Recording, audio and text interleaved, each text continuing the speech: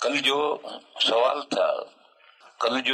تھا ایک لمبا چوڑا، جس کا جواب میں نے کل دیا تھا، وہ سوال یہ تھا کہ قرآن کریم ہاتھ میں لے کر نماز میں پڑھے تو نماز ہوگی یا نہیں ہوگی۔ کل جواب میں نے دے دیا تھا، اور اس میں نے حدیث اور سنت کا فرق بھی بتایا تھا، لیکن حدیث اور سنت کا فرق ذرا اور تھوڑا رکو۔ سنت یعنی وہ پاتھ جس پر مسلمانوں کو چلنا ہے، الطریقۃ المسلوکۃ فی الدین، دین میں جس راستے پر چلنا ہے اس کا نام سنت ہے۔ اس سنت میں خلفائے راشدین کی جو فیصلے ہیں وہ فیصلے بھی سنت میں آتے ہیں۔ حدیث شریف ہے، علیکم بسنتی وسنت الخلفاء الراشدین المہدیین عضوا علیہا تمسکوا بہا وعضوا علیہا بالنواجذ۔ میرے طریقے کو لازم پکڑو۔ ایک حدیث ہے بہت صحیح، نبی پاک صلی اللہ علیہ وسلم نے فرمایا کہ یہود کے میں اختلافات، مذہبی اختلافات ہوئے اور 71 فرقے ہوئے، سب جہنم رسید، کوئی جنت میں نہیں۔ یعنی پہلے جو یہود اختلاف سے پہلے جو صحیح یہود تھے، موسیٰ علیہ السلام کی امت، وہ نہیں۔ جب جھگڑے ہوئے اور جھگڑے ہو کر کے اختلافات ہو کر فرقے بن گئے تو یہ جو 71 فرقے ہوئے، ان میں سے کوئی جنت میں نہیں، سب جہنم میں گئے۔ حضور نے فرمایا کہ پھر عیسائیت کا دور آیا تو عیسائیوں میں بھی اختلافات ہوئے اور 72 فرقے بنے۔ یہاں بھی عیسیٰ علیہ السلام کے بعد جو ان کی صحیح امت تھی وہ تو الگ ہے، لیکن جب اختلاف ہو کر کے گمراہی پیدا ہوئی اور فرقے بنے تو حضور نے فرمایا یہ 72 فرقے سب گئے۔ یعنی یہود میں جو مذہبی اختلافات ہوئے، عیسائیوں میں ایک قدم آگے گئے، ان میں 71 فرقے ہوئے، ان میں 72 فرقے ہوئے۔ یہ جو 71 اور 72 ہے یہ فیگر نہیں ہے، یہ کثرت کے لیے ہیں کہ 71 فرقے ہوئے یعنی بہت فرقے ہوئے، اور ان میں ایک قدم 72 ہوئے یعنی ایک قدم یہ آگے گئے۔ نبی پاک صلی اللہ علیہ وسلم نے فرمایا کہ میری امت کے 73 فرقے ہوں گے، یعنی مذہبی اختلافات میری امت میں عیسائیوں سے بھی زیادہ ہوگا، ایک قدم اور آگے بڑھیں گے۔ لیکن میری امت میں جو 73 فرقے ہوں گے اس میں سے 72 فرقے جہنم میں جائیں گے، ایک فرقہ جنت میں جائے گا۔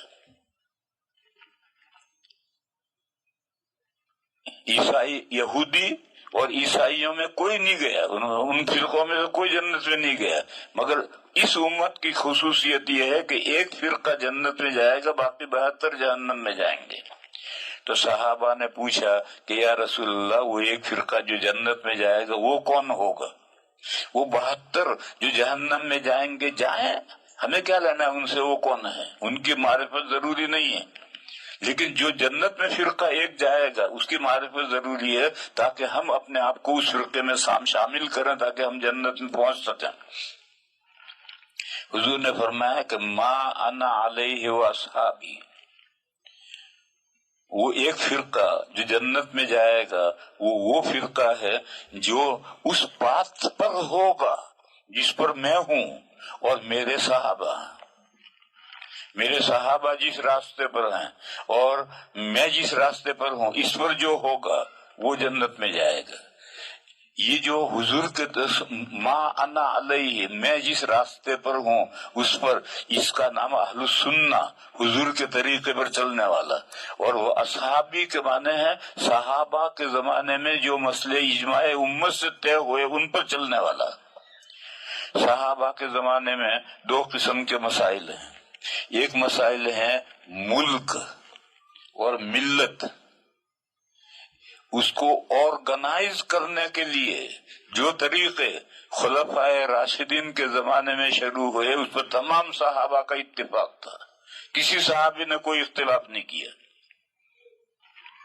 اسی کو اس حدیث میں فرمایا کہ علیکم بسنتی وسنت الخلفاء، میری سنت، میرے طریقوں کو لازم پکڑو، اور میرے جو جانشین آئیں گے، میں جب اٹھ کر چلا جاؤں گا تو میری جگہ پر جو آ کر بیٹھیں گے، خلیفہ کی یہ معنی ہے، میری جگہ پر جو آ کر بیٹھیں گے ان کا جو طریقہ ہے ان طریقوں کو مضبوط پکڑو.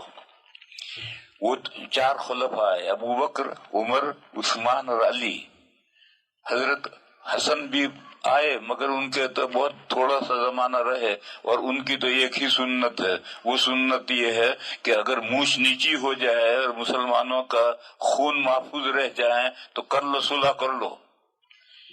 یہ بھی حضرت حسن کی یہ بھی سنت ہے کہ اگر مونچھ نیچی کر دینی پڑے اور مسلمانوں کے دماء المسلمین محفوظ ہو جائیں تو کر لو، صلح کر لو. تو یہ بھی ایک سنت ہے. بہرحال یہ جو خلفاء راشدین ہیں، ملک اور ملت ان دونوں کو مرتب منظم کرنے کے لیے، آرگنائز کرنے کے لیے جو طریقے یہ جو رائج کریں گے ان طریقوں کو مضبوطی سے پکڑو.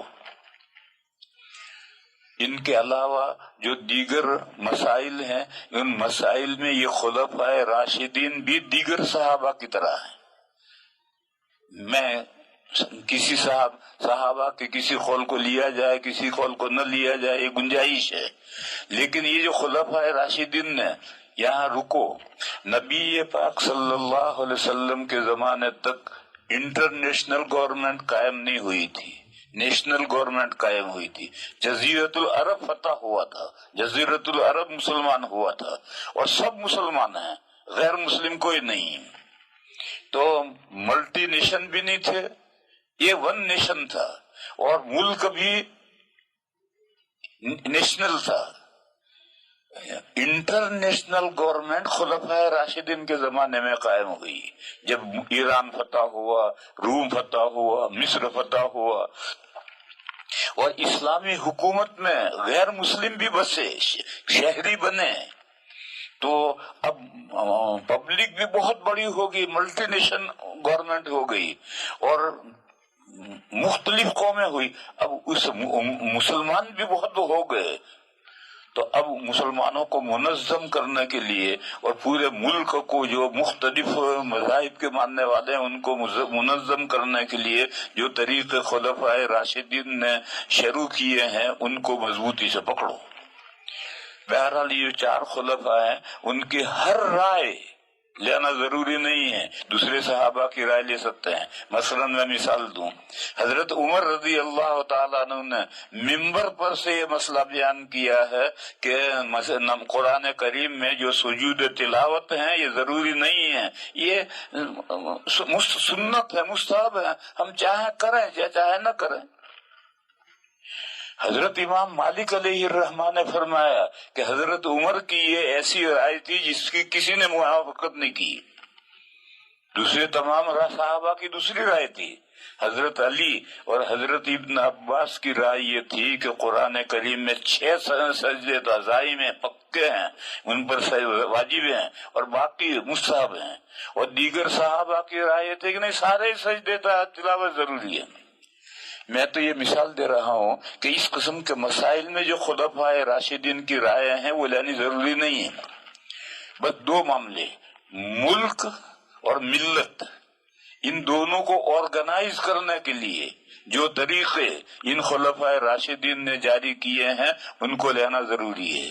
نبی پاک صلی اللہ علیہ وسلم نے یہی فرمایا کہ علیکم بسنتی، میری سنت تم لازم پکڑو، وسنت الخلفاء، میرے جانشین جو آئیں گے ان کی سنت. خلیفہ کس کو کہتے ہیں اور بادشاہ کس کو کہتے ہیں؟ ملک، بادشاہ اور خلیفہ، ان میں کیا فرق ہے؟ کہتے ہیں کہ حضرت علی کے بعد، حضرت حسن کے بعد پھر آگے جو حکومت چلی تو وہ ملوکیت تھی، خلافت یہیں تک تھی. تو خلافت میں اور ملوکیت میں کیا فرق ہے؟ وہ فرق میں بتاؤں. ملک کا جو سربراہ ہے اس کے نہان خانہ، ہمارا جو سر ہے، سر میں 5 بیجے ہیں، اس 5 بیجوں کے بعد پیچھے چھوٹا دماغ ہے، اسے لاشعور کہتے ہیں. اس کے لاشعور میں بھی یہ نہ ہو کہ یہ حکومت میری، یہ اس کے دماغ کے لاشعور میں بھی نہیں ہے. یہ ہے خلیفہ. اور کسی درجے میں یہ آ گیا کہ میری، بس وہ پھر بادشاہ ہو گیا، اب وہ خلیفہ نہیں رہا. جو خلیفہ میں اور بادشاہ میں یہی فرق ہے. آپ چاروں خلفاء، پانچوں خلفاء کو دیکھ لو. حضرت ابوبکر صدیق، ان کی زندگی سب کے سامنے ہے. جب وہ خلیفہ بنائے گئے تو دوسرے دن کپڑوں کی گٹھڑی سر پہ اٹھا کر کے مارکیٹ میں دکان کھولنے کے لیے چلے. راستے میں حضرت عمر ملے. کہاں جا رہے ہو؟ کوئی دکان کھولوں گا. تو انہوں نے کہا کہ اگر دکان کھولو گے تو پھر حکومت کا کام کون چلا کرائے گا؟ تو انہوں نے چھوٹتے ہی یہ کہا کہ عمر پھر میرے بچے کیا کھائیں گے؟ دیکھو، سب سے بڑا متوکل صدیق اکبر ہیں. انہوں نے کہا اب عمر، میں دکان نہیں کروں گا تو میرے بچے کیا کھائیں گے؟ تو حضرت عمر نے کہا کہ اس کو ہم سوچیں گے، باقی اب آپ دکان نہیں کریں گے. چنانچہ واپس آئے اور حضرت عمر نے بڑے اکابر صحابہ کو اکٹھا کیا اور یہ طے ہوا کہ بھی حضرت ابوبکر جب خلیفہ بنے ہیں اور حکومت کا کام کریں گے تو اب ان کے خرچہ حکومت کے ذمے. تو حضرت سے پوچھا کہ آپ کا کتنا خرچہ ہے؟ تو انہوں نے گھر والوں سے پوچھا کہ ہمارا مہینے کا اتنا خرچہ ہے. تو اتنی حضرت کی تنخواہ ہو گئی. ایک مرتبہ کھانے پر دسترخوان میں میٹھا آیا تو حضرت نے گھر والوں سے پوچھا کہ بھئی یہ میٹھا کہاں سے آیا؟ تو انہوں نے کہا کہ ہم نے روز کے آٹے میں سے مٹھی مٹھی آٹا بچاتے رہے، اب وہ اتنا بچا کہ ہم بیچ کر کے ہم نے یہ بچایا. تو حضرت نے فوراً پرچہ لکھا بیت المال کو کہ میری تنخواہ میں سے اتنا کم کر دیا جائے. حضرت فاروق اعظم رضی اللہ تعالی عنہ جب ان کو ہوا، آخر میں خنجر مارا گیا اور انہوں نے اگلے خلیفہ کے لیے 6 آدمیوں کی کمیٹی بنائی. تو ان 6 آدمیوں میں اپنے بیٹے ابن عمر کو رکھا اور یہ کہا کہ ابن عمر اس کمیٹی میں رہیں گے مگر خلافت ان کو نہیں ملے گی. اور یہ کہا کہ عمر نے یہ مصیبت بھگتی ہے، یہی بہت ہے، اب میری اولاد میں سے کوئی بھگتے کیوں بھگتے. یہی حال حضرت علی کرم اللہ تعالیٰ عنہ کوفے میں تھے. ایک آدمی آیا کہیں سے حضرت سے ملنے کے لیے، مسجد میں گیا، جا کر اس نے نماز پڑھی، پھر ڈھونڈتا ڈھونڈتا حضرت کے گھر پہنچا. تو گھر والوں نے کہا کہ مجھے حضرت سے ملنا، حضرت علی سے ملنا ہے. تو گھر والوں نے کہا کہ حضرت علی مسجد میں ہیں. اس نے کہا کہ میں مسجد میں سے ہو کر آیا ہوں، مسجد میں کوئی نہیں ہے، ایک فقیر بیٹھا ہوا سوکھی روٹی کھا رہا ہے اور کوئی نہیں ہے. تو گھر والوں نے کہا وہی امیر المومنین ہے. اور حضرت معاویہ کے ساتھ جب جنگیں ہو رہی تھی تو حضرت معاویہ کے ساتھ جو لڑتے تھے وہ نماز پڑھنے کے لیے حضرت علی کے پیچھے آتے تھے، اور حضرت علی کے پیچھے جو حضرت علی کے ساتھ جو تھے وہ کھانا کھانے کے لیے حضرت معاویہ کے یہاں جاتے تھے. وہاں کھانا میں دسترخوان شاندار تھا، گویا وہ امیر المومنین ہے، اور دسترخوان اتنا پھیکا دسترخوان ہے کہ یہاں کے کھانا کھانے کے لیے حضرت معاویہ کے جاتے ہیں. اور ان کے شاندار کیوں ہیں؟ میری حکومت میں جو چاہوں کھلاؤں. بس اتنی مثالیں کافی ہیں. خلیفہ اور بادشاہ میں فرق یہ ہے کہ ذہن کے جو چھوٹا دماغ آخر میں ہے، دماغ کے کسی خانے میں یہ بات نہیں ہے کہ حکومت میری، میں مالک. تو وہ خلیفہ ہے، اور وہ خلیفہ متصل ہونا ضروری نہیں ہے. 100 سال پر حضرت عمر ابن عبدالعزیز ہیں، ان کو سب نے خلیفہ تسلیم کیا ہے، وہ خلیفہ بنائے گئے. ان کے نکاح میں ان سے پہلے عبد الملک ابن مروان گزرا تھا، ان کی بیٹی نکاح میں تھی، اور پتہ نہیں دنیا بھر کے زیور اس نے بھی اپنی بیٹی کو دے رکھے تھے. تو مسجد میں خلافت میں بیعت ہوئی، گھر آئے اور گھر آ کر بیوی کو بٹھایا اور کہا دیکھو اگر عمر کے ساتھ رہنا ہے تو یہ تمام زیور بیت المال کے ہیں، داخل کرو، اور اگر تمہیں زیور چاہیے تو پھر مجھ سے طلاق لے لو. وہ اللہ کی نیک بندی تھی، اس نے کہا مجھے کیا کرنا ہے زیور، اسے سارے زیور حکومت کو واپس کر دیے. تو گویا یہ انہوں نے کہا یہ تیرے باپ نے جو دیے ہیں تجھے، یہ تو حکومت کے پیسوں سے دیے ہیں، وہ تیرے باپ کے پاس تھے کہاں سے؟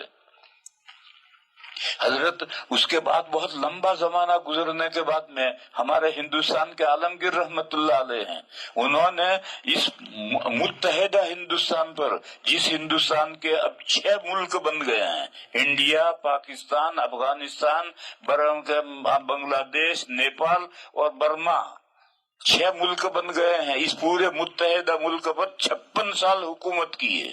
اس 56 سال میں حکومت سے انہوں نے ایک پیسہ بھی نہیں لیا ہے، اور خود قرآن لکھتے تھے، بہت کاتب تھے، بڑا شاندار قرآن لکھتے تھے، ان کے ہاتھ کا لکھا ہوا ایک پارہ دارالعلوم دیوبند میں ہے، اور جب قرآن مکمل ہوتا تھا تو پھر وہ بیچتے تھے، اس کا جو ہدیہ آتا تھا اس سے ان کا گھر کا خرچ چلتا تھا، حکومت سے ایک پیسہ بھی نہیں لیتے تھے۔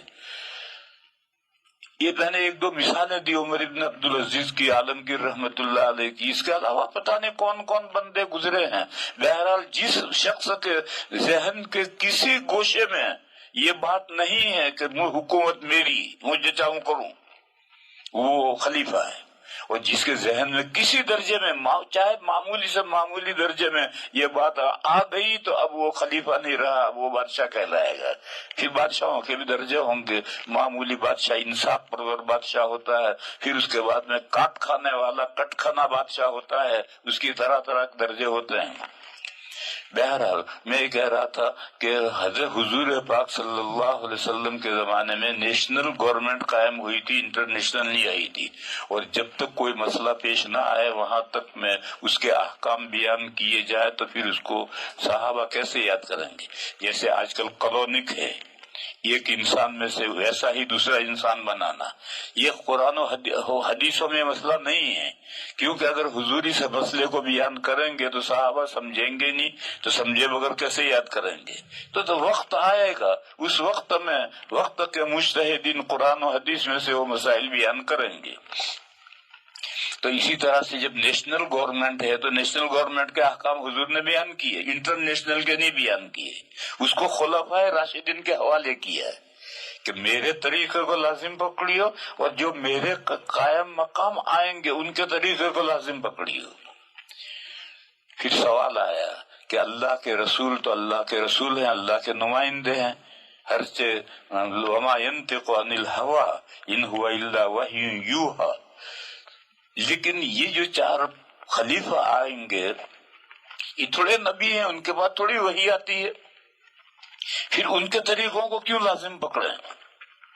غیر مقلدین یہی کہتے ہیں کہ یہ خلفاء راشدین جو ہیں یہ تھوڑے نبی ہیں، ان کے بعد تھوڑی وحی آتی ہے، حضور کے طریقے کو تو لازم پکڑنا ضروری ہے۔ اسی لیے وہ قرآن اور حدیث، ایک فرقہ ہے اہل قرآن، بس وہ قرآن ہی کو مانتا ہے، حدیث نہیں مانتا، وہ یہ کہتا ہے کہ نہیں قرآن اور حدیث، ہم اہل حدیث ہیں، اہل حدیث سے نیچے نہیں۔ تو یہ کہتے ہیں کہ ان خلفاء راشدین پر تھوڑی وحی آتی ہے، تو اس کا جواب حدیث میں ہے، حضور نے 2 سندیں دی ہیں، الراشد کے معنی راہ یاب، اور مہدی کے معنی وہ ہدایت معاب جس کی گھٹی میں ہدایت پڑی ہوئی ہے، یہ حضور نے 2 سندیں دی۔ دیکھو یہی جو ہم 4 ائمہ کو مانتے ہیں یا ان کے علاوہ جو معتبر مجتہدین ہیں ان کو جو ہم مانتے ہیں تو من حیث ہوا انسان ہونے کی حیثیت سے نہیں مانتے، ہم ان کو اللہ کے دین کا ماہر مانتے ہیں کہ اللہ کے دین کے قرآن و حدیث کے سب سے زیادہ جاننے والے ہیں، اور وہ جو بات کہتے ہیں قرآن و حدیث کو میں سے نکال کر کہتے ہیں۔ تو اسی طرح سے یہ راہ یاب ہیں، پر جو یہ یہاں لے جائیں گے وہ سیدھے راستے پر ہی لے جائیں گے، اور ان کے گھٹی میں ہدایت پڑی ہوئی ہے، لہذا جو بات کہیں گے وہ ہدایت ہی کی ہوگی۔ پھر فرمایا کہ تمسکو بیہا مفرد کی ضمیر آئی، بیہی ماں نہیں آیا، یعنی حضور کی سنت اور خلفائے راشدین سنت دونوں سنتوں کو مضبوط پکڑو، نہیں بیہا۔ اور عربی کا قاعدہ ہے کہ ضمیر اقرب قریب کا مرجع ہوتا ہے، اور قریب خلفائے راشدین کی سنت ہے، تمسکو بیہا، خلفائے راشدین کی سنت کو مضبوط پکڑو۔ ایک مضبوط پکڑنا تو ہے ہاتھوں سے، اور ایک مضبوط پکڑنا ہے دانتوں سے اور ایک مضبوط پکڑنا ہے داڑھوں سے. تو فرمایا عضو علیہا بالنواجذ، داڑھوں سے مضبوط پکڑو، چھوٹنا نہیں چاہیے، چاہے خون خون ہو جاؤ مگر وہ چھوٹنا نہیں چاہیے. یہ قصہ یاد آیا. ایک جگہ پر ایک خرگوش اور خرگوشنی رہتے تھے اور دونوں مل کر کے محنت کر کے اپنا بل بناتے تھے، گھر بناتے تھے. اس راستے پر ہاتھی پانی پینے کے لیے جاتا تھا تو وہ ہاتھی ان کے بل پر پیر رکھتا تھا تو وہ سب ٹوٹ جاتا تھا. روز یہ چکر تھا، 24 گھنٹے بیچارے محنت کرتے تھے اور ہاتھی پیر رکھ کر توڑ دیتا تھا. تو خرگوشنی نے خرگوش سے کہا تم کیسے مرد ہو، یہ روز ہمارا گھر خراب کر دیتا ہے، تم اپنے گھر کی حفاظت نہیں کر سکتے دشمن سے. تو خرگوش کو جوش آیا اور اس نے یہ کیا کہ اس نے گھاس توڑ کر کے اس کا ایک پھندا بنایا بڑا سارا. پھر اس نے میاں بیوی نے مل کر اپنا گھر تیار کیا، اس گھر کے اوپر وہ پھندا رکھا اور پھندے کی رسی انہوں نے خرگوش نے اپنے قبر میں باندھی کہ جب یہاں ہاتھی آئے گا اور یہاں پیر رکھے گا تو یہ پاسے میں پھنسے گا اور میں اس کو پکڑ کر کے اس کو پکڑ لوں گا، جانے نہیں دوں گا. چنانچہ آیا ہاتھی، اسے پیر رکھا، اس کو تو کیا پتا چلا، وہ پیر رکھا ہو تو پھندے میں تو آ گیا پیر. اب وہ چلا تو اب یہ خرگوش صاحب پیچھے پیچھے گھسٹتے گھسٹتے جا رہے ہیں اور خون خون ہو رہے. تو خرگوشنی آئی اور اس نے کہا کہ میاں صاحب جانے دو، ضد مت کرو، جانے دو، ضد مت کرو. تو کہنے لگے موا چھوڑے تو میں چھوڑوں.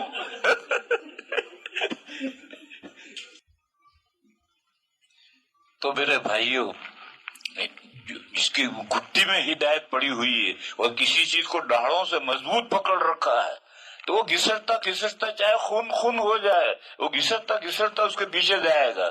لہذا خلفائے راشدین کی سنتوں کو نہیں پکڑ عضو علیہا بالنواجذ. اس لیے ہم ہیں اہل السنہ والجماعہ، نبی پاک صلی اللہ علیہ وسلم کے طریقے پر عمل کرنے والے، اور یہ خلفائے راشدین کے جو طریقے تھے ان دو سلسلے میں. اور باقی سلسلے میں خلفائے راشدین بھی دیگر صحابہ کی طرح سے امت کے مجتہد ہیں اور بات کے مجتہد کو حق ہے کہ ان کا قول لے یا نہ لے، لیکن ان دو معاملوں میں ان کا قول لینا ہے. یہ پچھلی بات پر جو میں نے بیان کیا تھا کہ ملت کو آرگنائز کرنے کے لیے، اور اس کی بہت مثالیں ہیں. یہ جو تراویح 20 رکعت حضرت عمر نے شروع کی ہے یہ ملت کو آرگنائز کیا ہے. لوگوں میں طلاق دینے میں بے راہ روی شروع ہوئی تو انہوں نے ایک ساتھ دی ہوئی 3 طلاقوں کو 3 قرار دیا، یہ ملت کو آرگنائز کیا. اسی طرح سے حضرت ابوبکر کی بھی سنت ہے، حضرت عثمان کی بھی سنت ہے. حضرت عثمان نے جب شہر مدینہ بڑھ گیا تو ایک اذان کو، جو حضور کے زمانے سے ایک اذان 2 مقصد کے لیے ہوتی تھی، دور باہر والوں کو اطلاع دینا کہ آؤ اور اندر والوں کو اطلاع دینا کہ نمازیں بند کرو، یہ خطیب صاحب آ گئے ہیں.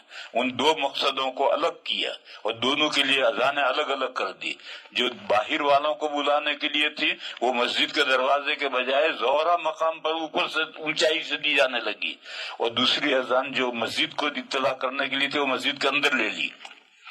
حضرت علی کرم اللہ تعالی وجہہ نے بھی ایسی سنت ملت کو منتظم کیا. سب سے پہلی جنگ ہوئی جنگ جمل، اس میں حضرت علی کا لشکر کامیاب ہوا، حضرت عائشہ اور حضرت طلحہ اور حضرت زبیر کا لشکر ہارا تو قیدی بھی پکڑے گئے. حضرت عائشہ بھی قید میں آئی اور مال غنیمت میں بھی آیا. تو حضرت علی کی فوج نے کہا کہ مال غنیمت تقسیم کرو. تو حضرت علی نے تقریر کی کہ مال غنیمت تقسیم ہوگا تو جو قیدی ہے وہ بھی غلام بندی بنائے جائیں گے. تو میں دیکھنا چاہتا ہوں تم میں سے کون منحوس ہے جو حضرت عائشہ کو اپنی باندی بنائے گا. تو سارا مجمع لرز گیا اور طے ہو گیا کہ مسلمان لڑیں گے تو ایک جیتے گا اور ایک ہارے گا. تو جو ہارا اس کا مال غنیمت نہیں ہوگا، اس کے قیدی غلام بندی نہیں بنائے جائیں گے. حضرت علی نے سب کو چھوڑ دیا، قیدیوں کو، حضرت عائشہ کو اعزاز کے ساتھ مدینہ بھیج دیا، اور جتنے جو کچھ مال پایا تھا، جو شہید ہوئے تھے، ان کے ورثاء کو پہنچا دیا۔ پھر حضرت علی اور حضرت معاویہ کے درمیان میں لڑائی ہوئی، ادھر بھی لوگ شہید ہوئے، ادھر بھی شہید ہوئے۔ تو حضرت علی سے پوچھا کسی نے کہ یہ جو دونوں طرف آدمی مارے جا رہے ہیں، ان کا کیا انجام ہوگا؟ تو فرمایا قتلانا وقتلاہم فی الجنہ، ہماری طرف جو مارے جا رہے ہیں وہ بھی، اور ان کی طرف جو مارے جا رہے ہیں وہ بھی، سب جنت میں جائیں گے۔ اب یہ مسائل حضرت علی ہی طے کر سکتے تھے، بعد میں نہیں طے ہو سکتے تھے۔ اور یوں جو رائے مسائل اجتہادیہ میں رائے مختلف ہوتی ہیں، وہ رائے تو ان چاروں خلفاء کی رائے بھی مختلف ہوتی ہے، کوئی لیتا ہے کوئی نہیں لیتا ہے، لیکن جو ملک اور ملت کی تنظیم سے جن کا تعلق ہے اس کا لینا ضروری ہے۔ جو لوگ اس کو نہیں لیتے ہیں وہ گمراہ لوگ ہیں۔ کیا قرآن مجید کو کسی بیٹھنے کی جگہ جیسے گدا، دیکھو، یا تکیہ، ہمارے یہاں تو ایک ہی تکیہ ہوتا ہے جس میں ہم سر رکھ کر سوتے ہیں، لیکن عربوں کے یہاں 2 تکیے ہوتے تھے۔ ایک سر کے نیچے رکھنے کا جس میں سر رکھ کر سوتے تھے، اسے کہتے تھے مخدہ، خدن کے معنی رخسار، اس سے مخدہ کہتے تھے۔ اور ایک تکیہ ہوتا تھا، اس میں بیٹھتے تھے، اس کو گدا کہتے تھے، اس کو عربی میں وسادہ کہتے تھے۔ تو ہمارے یہ جو گدا ہے جس پر ہم لیٹتے ہیں بیٹھتے ہیں، اس کو لے لو۔ تو کسی بیٹھنے کی جگہ جیسے گدا یا تکیہ، یہ تکیہ بیٹھنے کی جگہ نہیں ہے، یہ تکیہ تو سر رکھ کر کے اس پر سر رکھنے کی جگہ ہے، اور بیٹھنے کی جگہ گدا جو ہے بیٹھنے کی جگہ ہے، اور عربی میں گدے کو وسادہ کہتے تھے۔ تو وغیرہ رکھنا یا تکیہ وغیرہ پر رکھنا خلاف ادب ہے۔ تکیے پر ہم قرآن شریف رکھیں، گدے پر ہم قرآن شریف رکھیں، تو یہ خلاف ادب ہے۔ چونکہ خود حضور سے تورات کو گدے پر رکھنا ثابت ہے، یہ پتہ نہیں کہاں سے لایا ہے، میرے علم میں ایسی کوئی روایت نہیں ہے۔ تورات لکھا ہے، کیونکہ خود حضور سے تو رات کو، یہ تو جملہ بنتا ہی نہیں، تورات کو گدے پر رکھنا ثابت ہے، ایسی کوئی روایت میرے علم میں نہیں ہے، کیونکہ تورات سے حضور کو کیا لینا ہے، اور گدے پر رکھنے کا کوئی مطلب ہی نہیں ہے۔ اب اس کے بعد مسئلہ سمجھو، دیکھو آداب، ادب کسے کہتے ہیں؟ مشکات شریف میں جہاں کتاب الادب شروع ہو رہی ہے، وہاں حاشیے میں ادب کی تعریف لکھی ہے، ما یحمد فعلہ ولا یذم ترکہ، ادب وہ کام ہے کہ کرو تو واہ واہ واہ واہ، نہ کرو کوئی بات نہیں، اس کا نام ادب ہے۔ ما یحمد فعلہ، جس کا کرنا تعریف کیا جائے، ولا یذم ترکہ، اور اس کا نہ کرنا برائی نہ کیا جائے، یعنی کرو تو واہ واہ، نہ کرو تو کوئی بات نہیں۔ جیسے ایک ادب ہے کہ آپ وضو کریں تو اونچی جگہ پر بیٹھ کر وضو کریں تاکہ پانی کے جو گرے تو وہ کپڑوں پر چھینٹے نہ گرے، تو اگر آپ ایسا کریں تو واہ واہ واہ واہ، اور نہ کریں تو کوئی بات نہیں۔ عام طور پر لوگ نہیں بیٹھتے، اور کہیں کہیں مسجدوں میں اونچے بیٹھنے کا بھی انتظام ہوتا ہے، لیکن وہ اتنا اونچا نہیں ہوتا ہے کہ کپڑے پانے چھینٹوں سے بچے۔ بہرحال ادب کہتے ہیں کرو تو واہ واہ، نہ کرو تو کوئی بات نہیں۔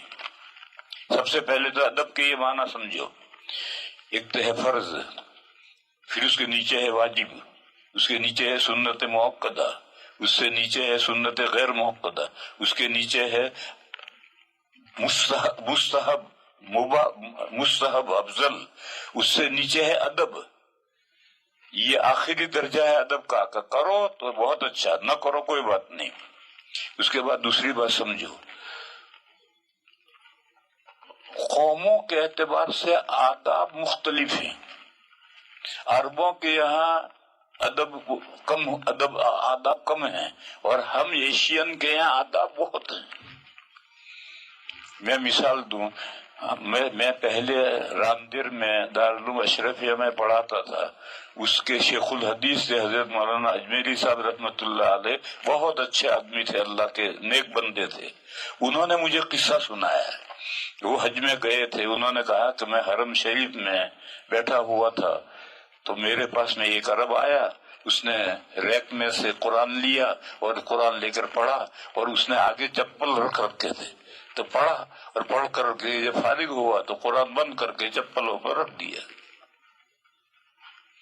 اب ہمارے نزدیک تو اگر چپل پر جوتے پر چپل پر جوتے پر قرآن شریف رکھ دے تو کافر ہو جائے۔ اس نے رکھ دیے تو کہا، مجھے بڑی حیرت ہوئی، میں نے اس سے کہا کہ یہ تم نے کیا کیا؟ تو اس نے مجھ سے کہا، نجس ہوا؟ کیا یہ چپل ناپاک ہے؟ اب ناپاک تو کہہ نہیں سکتے، ناپاک ہے تو مسجد میں کیوں لائے، اور پاک ہے تو پاک چیز پر قرآن رکھ دیا تو کیا برا ہوا؟ تو اس نے فوراً سوال کیا کہ نجس ہوا؟ کوئی جواب نہیں دے سکے کہ میں اٹھا، میں نے وہاں سے اٹھا کر ریک میں رکھا۔ اس کے نزدیک تو یہ کوئی بات نہیں ہے، اسے چپل پر قرآن رکھ دیا، وہ پاک ہے، پاک چیز پر پاک چیز رکھ دیا۔ یہ حضرت مولانا اجمیری صاحب نے مجھے قصہ سنایا تھا، اور یہ تو میری آنکھوں کا دیکھا ہوا مشاہدہ ہے۔ مکہ مکرمہ میں بیت اللہ شریف کے پاس گول سب بنتی ہے اور بیچ میں طواف چلتا رہتا ہے، تو جو اللہ کے نیک بندے ہیں، بوڑھے آدمی، وہ آتے ہیں، جلدی سے آ کر پہلی سب میں جگہ پالے پکڑ لیتے ہیں، اور وہ بیت اللہ کی طرف دونوں ٹانگیں لمبی کر کے بڈھا بیٹھا بیٹھا تسبیح پڑھتا ہے۔ ایک نہیں، کتنے ہی آدمی اسی طرح سے بیت اللہ کی ٹانگیں لمبی کر کے تسبیح پڑھتے رہتے ہیں۔ اور ہمارے یہاں کہتے ہیں، یہاں سے بھی کہتے ہیں کہ بیت اللہ کے پیر لمبے کر رہا ہے، وہ تو وہاں بیت اللہ کے سامنے بیٹھا ہوا، پہلی سب میں بیٹھا ہوا، پیر لمبے کر کے۔ اس لیے میرے بھائیوں، اس قاعدے کو سمجھ لو کہ یہ جو آداب ہیں یہ قوموں کے اعتبار سے مختلف ہیں۔ ایشین کے یہاں آداب کچھ زیادہ ہیں اور عربوں کے یہاں آداب کچھ کم ہیں، لہذا مسئلہ قرآن شریف کو تکیے پر رکھنے میں تو کوئی حرج نہیں، لیکن گدا جس پر بیٹھنے کا ہے اس پر ہمارے یہاں رکھنا خلاف ادب سمجھا جاتا ہے، عربوں کے یہاں یہ خلاف ادب نہیں۔ یہ قوموں کے اختلاف سے دوران حدیث آپ نے یہ مسئلہ بیان کیا تھا کہ اب افطاری کا وقت ہونے سے پہلے غروب آفتاب کے وقت دعا نہیں چاہیے، بلکہ افطاری کا وقت ہو جائے اس وقت دعا مانگنی چاہیے، اور اس لیے اور اس وقت کوئی دعا نہیں مانگتا، لوگ دعا نہیں مانگتے۔ لہذا اس سلسلے میں یہ میں نے بخاری شریف کے سبق میں یہ بات بیان کی ہے کہ 15-20 منٹ پہلے دسترخوان بھی جاتا ہے اور اس پر کھانا چن دیا جاتا ہے، اور لوگ آ کر کے بیٹھ جاتے ہیں، گھروں میں بھی بیٹھ جاتے ہیں اور خانقاہوں میں بیٹھ جاتے ہیں، اور بیٹھتے ہی لوگ بیٹھے دعائیں شروع کرتے ہیں، بلکہ بہت سی جگہ تو اجتماعی دعا ہوتی ہے، اس وقت میں اجتماعی دعا کا کوئی ثبوت نہیں، دعا کرتے رہتے ہیں۔ یہ وہ سورج کے غروب ہونے کا وقت ہے، پھر جب دعا سے کر کے فارغ ہو جاتا ہے پھر بیٹھ کر کے گپ کرتے باتیں کرتے ہیں، اور پھر جب گھنٹی بجتی ہے، اذان ہوتی ہے تو وہ کھجور اٹھا کے منہ میں، ارے یہ افطار کا وقت ہے، جو تو کھجور اٹھا کر منہ میں رکھ رہا ہے یہ افطار کا وقت، اب کر دعا۔ جو قبولیت دعا کا وقت ہے وہ تو جب آپ کوئی بھی چیز پانی پی رہے ہیں یا کوئی چیز اٹھا کر کھا رہے ہیں، یہ افطار کا وقت ہے، روزہ کھلنے کا یہ وقت ہے، یہ قبولیت دعا کا وقت ہے۔ اس وقت دعا کر، چاہے اللہم اغفر لی کہ اے اللہ میری بخشش فرما، بھئی اتنا ہی کہہ لے، یا یہی کہہ لے کہ یا اللہ یہ کورونا بیماری کے جو آفت بلا چلی ہوئی اس سے میری حفاظت فرما، یہی کہہ کر پھر کھجور منہ میں رکھ۔ اور اس سے پہلے تو نے جو دعائیں مانگ رکھی تھی سورج غروب ہونے کے وقت میں، وہ تو افطار کا وقت نہیں ہے۔ تو اس لیے میں نے بخاری شریف کے سبق میں یہ کہا تھا کہ یہ جو دعا کرنے کا معمول چلا ہوا ہے غروب کے وقت میں، نہ افطاری سے پہلے، اور دعائیں کر کے تھک ہار کر پھر باتیں کرتے کھانا شروع کر دیتے ہیں، ارے یہ افطار کا جو وقت ہے اس وقت دعا کر، چاہے دعا ہے اللہم لک صمت ولک علیک توکلت وعلی رزقک افطرت، یہ دعا اتنی چھوٹی سی دعا ہے، اس دعا کے ساتھ کچھ اور بھی بڑھا دے، اللہم اغفر لی بڑھا دے، اللہم انی اعوذ بک من کورونا وائرس، کتنا بڑھا دے۔ تو افطار جو کھانے کا وقت ٹائم ہے، یہ افطار کا وقت ہے، یہ دعا کی قبولیت کا وقت ہے۔ یہ جو 10 منٹ پہلے جو بیٹھے بیٹھے دعا کرتے ہیں اور اجتماعی دعا کرتے ہیں اور یہ سب، اس کا کوئی ثبوت نہیں ہے، اور وہ قبولیت کا وقت بھی نہیں ہے۔ وقت قبولیت کا تو اگر تراویح میں کوئی حافظ غنہ نہ کرے تو کیا تراویح درست ہو جائے گی؟ غنہ نہیں کرتا، یعنی یا لمن تعلمن پڑھتا ہے تو تراویح تو ہو جائے گی، لیکن قرآن اس پر لعنت کرے گا۔ حدیث شریف میں ہے کہ بعض لوگ قرآن اس طریقے پر پڑھتے ہیں کہ قرآن کریم اس پر لعنت کرتا ہے۔ تو یہ جو آج کل تراویح میں لوگ پڑھتے ہیں کہ پیچھے کچھ پتہ نہیں چلتا کہ کیا پڑھا اس نے، یا لمن تعلمون ہی سنت میں آتا ہے، غنہ کیا، وہ تو صفات لازمہ میں سے بھی کوئی صفت ادا نہیں کرتا۔ تو نماز تو ان کو ہر صورت میں ہو جائے گی، مگر قرآن ایسے پڑھنے والے پر لعنت کرے گا۔